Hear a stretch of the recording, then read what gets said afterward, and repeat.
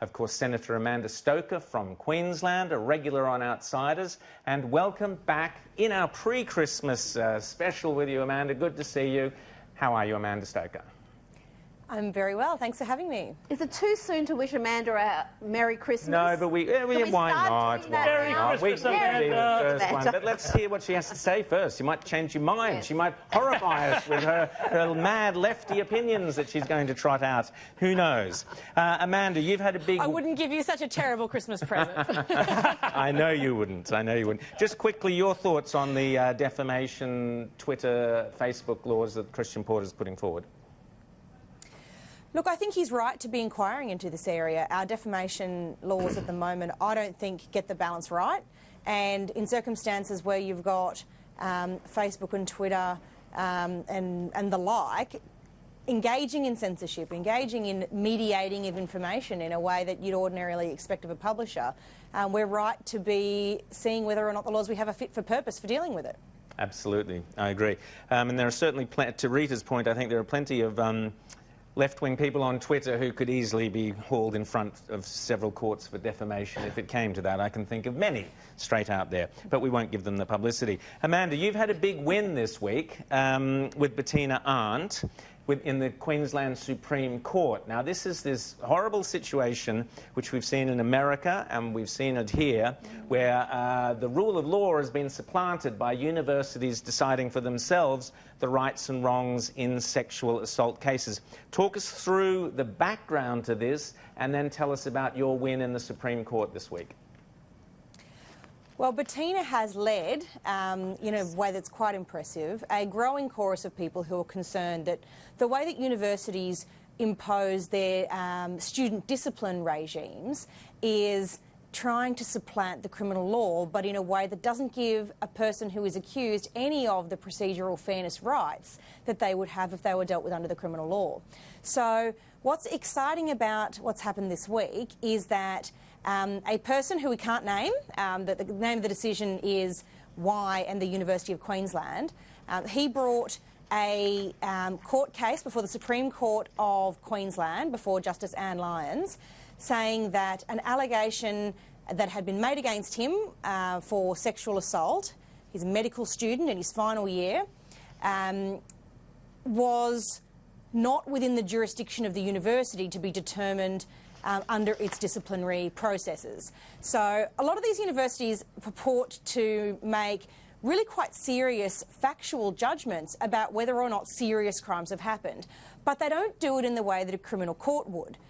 They have their own little system that means you get to know the allegation against you but not the evidence against you.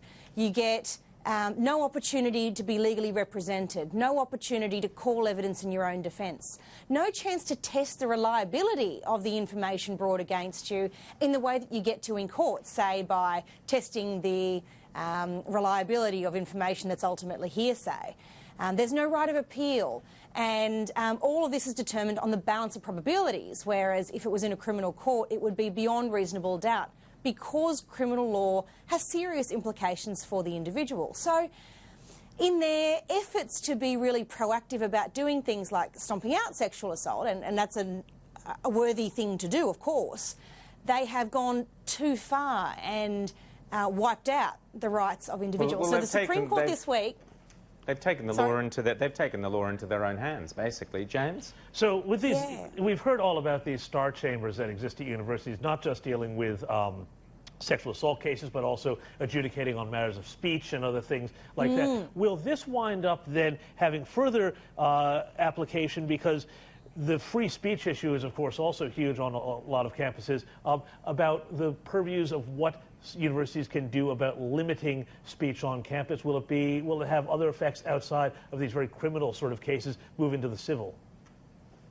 Look, the decision that's been made by the Supreme Court said there wasn't jurisdiction for the university to rule in a sexual assault case because of its link to the criminal law.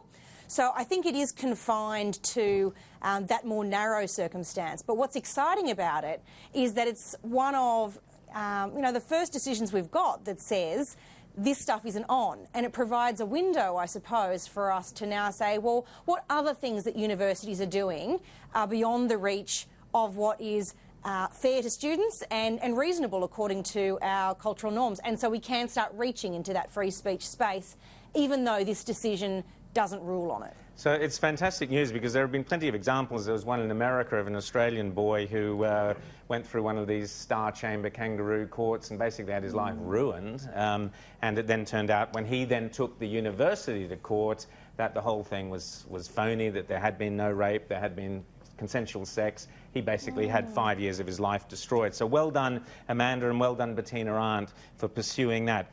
Now, Amanda, I want to show you Anthony Albanese's done a little ad. We're just going to, it's too long, it's 2.5 minutes, so we're definitely not going to play the whole thing, but we'll grab a quick little 30 seconds of it and have a chat about it afterwards. Made gender equality go backwards, smashed consumer demand, brought interest rates to under 1%, tried to introduce $100,000 uni degrees, increased prices for education by 23%, childcare by 28%, electricity by 158%.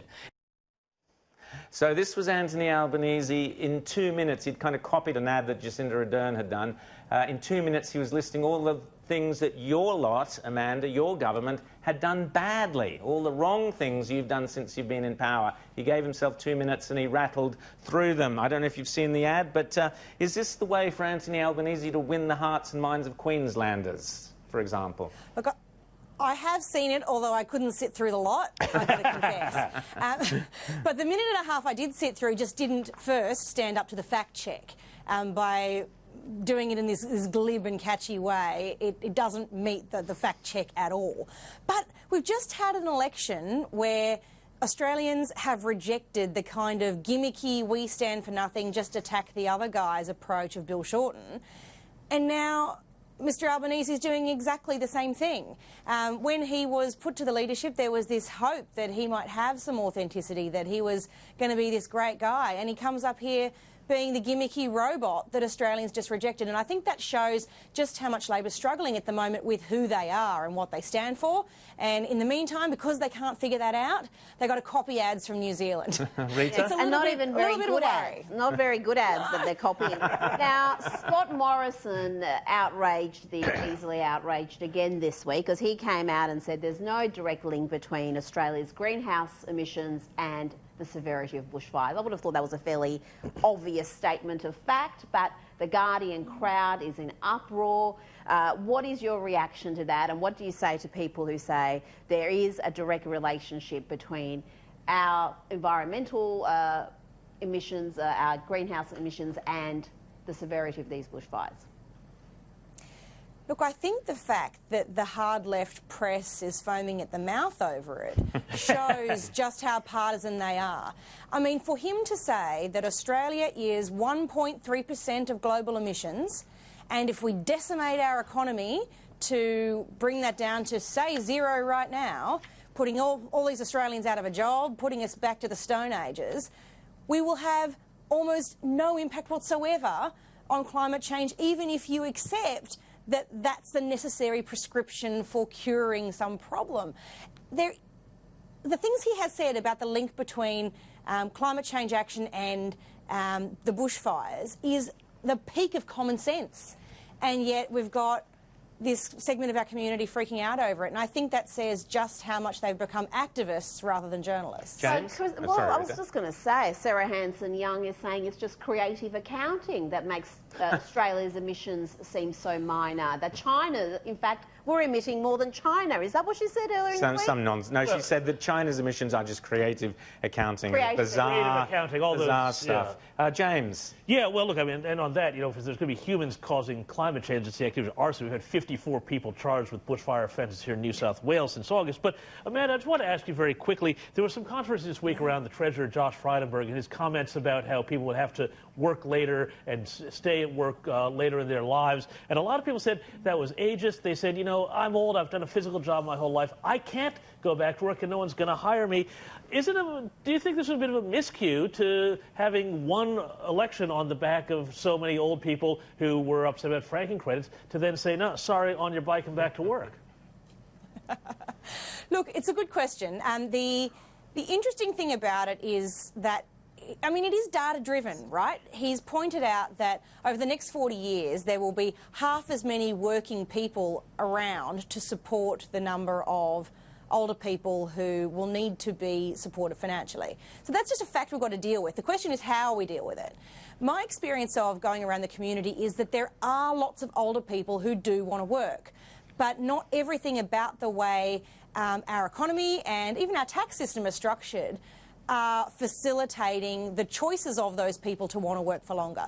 So I think it's got to be choice-driven. If somebody is at the point of their lives where they've had a physical job and their body's not up to it and they can't or don't feel up to working or don't want to work, well, that should be their choice. But there's plenty of people who do want to work, and we've got to make it work for them. I'll give you an example.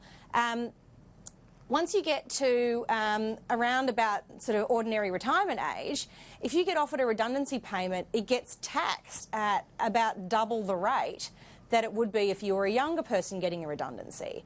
That means that there's an incentive for people as they get older to take that redundancy younger and spend more time in retirement when they may not want to do that. Another example is that lots of people say that they feel like they've gone from being too young and experienced to overqualified and unemployable because of it in the blink of an eyelid, and they spend their 50-plus years trying to get work but can't. So if we can work through those problems, I think it will help to alleviate a lot of the economic strain without impacting on people's right to choose what they do as they get older. Fantastic. Thanks, Amanda Stoker. Great Christmas present to our viewers. I'm off to retrain as a pop star. I thought I'd do a rock star in my retirement. What do you think? Great voice, bit of guitar. Rita? No, she's not buying it. Amanda, great to have you on Outsiders as always. We'll see you soon.